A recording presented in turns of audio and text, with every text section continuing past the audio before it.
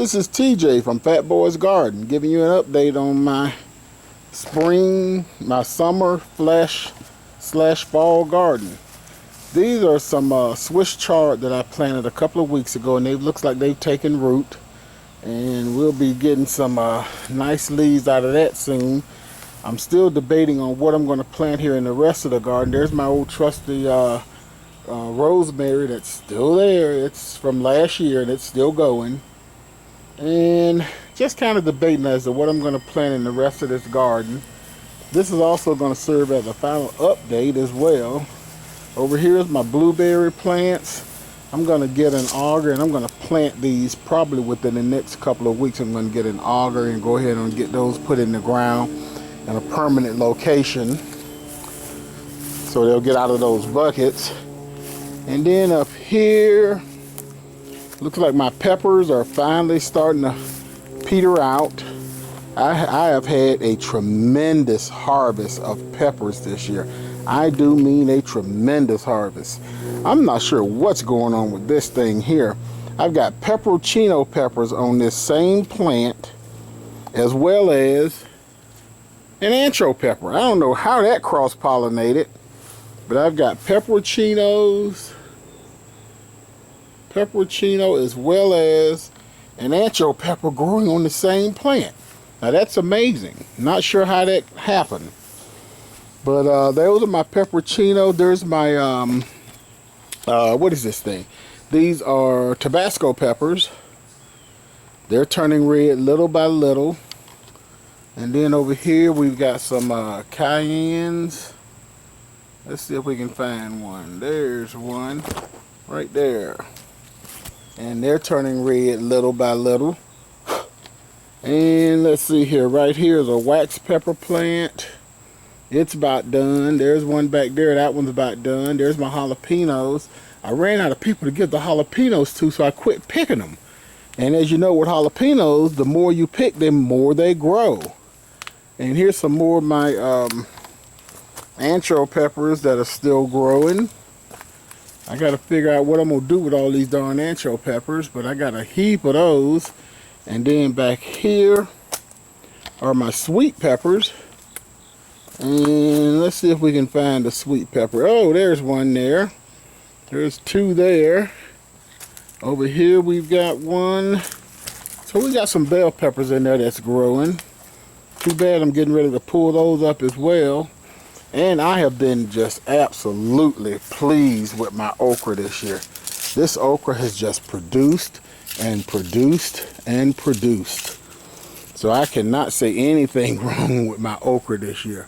I mean, it just, the more I picked it, the more it grew. And it's still trying to produce some more okra, even though we've had these cool days, cool mornings.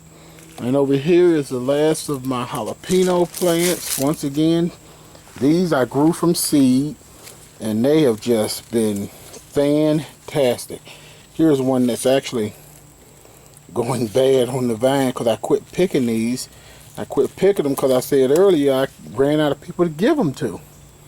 So when I quit picking them, they quit growing. And here's an eggplant that I almost pulled up. And I saw those little buds coming, and I never would have believed that they would have actually grown, but they did grow. And they're still going. So we're going to leave that one alone. Let it do what it does. And over here is the starting remnants of my fall garden with my collard greens there. And some more collard greens there. And there's some kale that I planted from seed. I'll probably be throwing that away soon. And over here are my habanero plants. I'm not sure what I'm going to do with these habaneros because this is the only one that has produced anything. And that is actually a red habanero. Yep, that's a red habanero. And as you can see, it's still green, so I'm not sure if it's going to mature or not. But everything in here is all habaneros, and I haven't gotten anything really worthwhile. There is my Trinidad scorpion pepper. It's got a lot of these little buds on there, but I'm just hopeful that I'll get at least one or two of those. And then there's a green pepper that broke from the weight. So we got a little cleaning up to do. Here's something that surprised me right here. This is a long cayenne pepper or something like that. But look at this thing. That thing is huge. That thing's every bit of about 10 inches long. And it just has all kinds of peppers in there growing. I don't know if they're supposed to remain green or if they turn red or what. But I'm going to have to look those up to see what happens with those and do something with them. I don't know yet. And back here is just the back part of my pepperoncinos. I got a co-worker that I'm going to be taking some of those to on Monday. So I'll probably go ahead and get those all pulled up. And that's all of my peppers and stuff. Let's go up here on the hill and see what's going on up here on the hill. Because I'm just a little bit disappointed up here. These squirrels and these moles have just been eating everything I've planted up here. So I came up with a new strategy this morning that I'm going to try. I first did this. I put fencing around them. And then I realized that they were coming up from the bottom. So now what I'm going to do is I'm going to take and put this chicken wire that I've got all over the place. I'm going to put the chicken wire down on top of the pallet and then use the fencing around it to try to keep these squirrels and moles out, because they are just wreaking havoc on my garden up here. This is some beets that I planted. I went ahead and planted these beets, and as you can see, the moles have gotten into those as well. And over here, here is the direct evidence. You see my chicken wire. So apparently what they did is they came in through here and went down along the side and just nipped and nipped and nipped and ate some of my collard green plants there, and they nipped on these over here. So I was standing here thinking, what can I do about this? So I came up with this brilliant idea.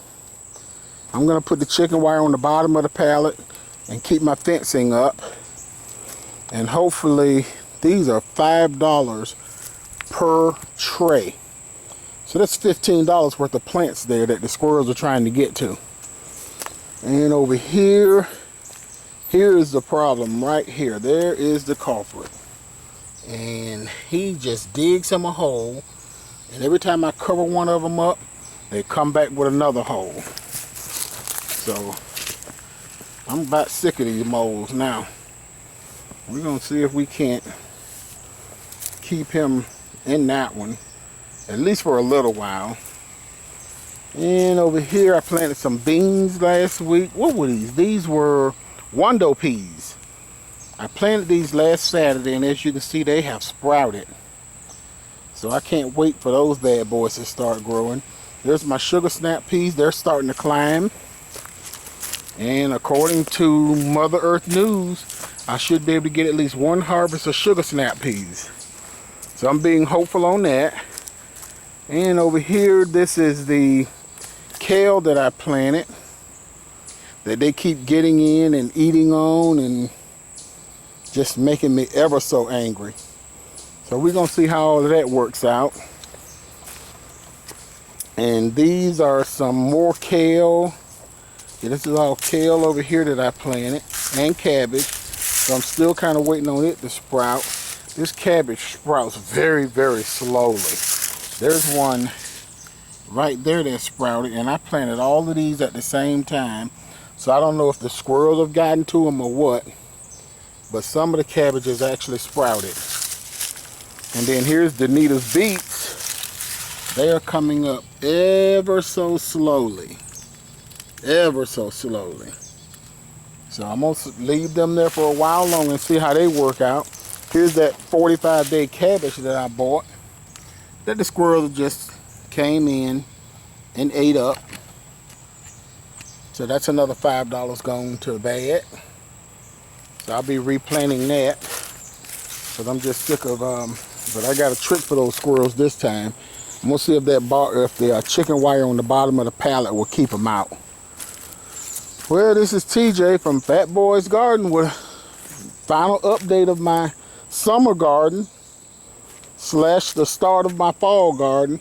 So we'll be giving you some updates once this fall garden gets going. I'm going to reorganize all of this because I had another brilliant plan. I want to maximize the sunlight up here. So I'm going to reorganize, excuse me, I'm going to reorganize all of these pallets up here so they can take advantage of the maximum amount of sunlight. And right now I just got them stuck in here and didn't really think about how I wanted to arrange them. I just put them up here. So all of that's going to be changing. So the next video that I shoot is going to show how these buckets have all been rearranged. So this is TJ from Fat Boys Gardening. We'll talk again soon. Bye.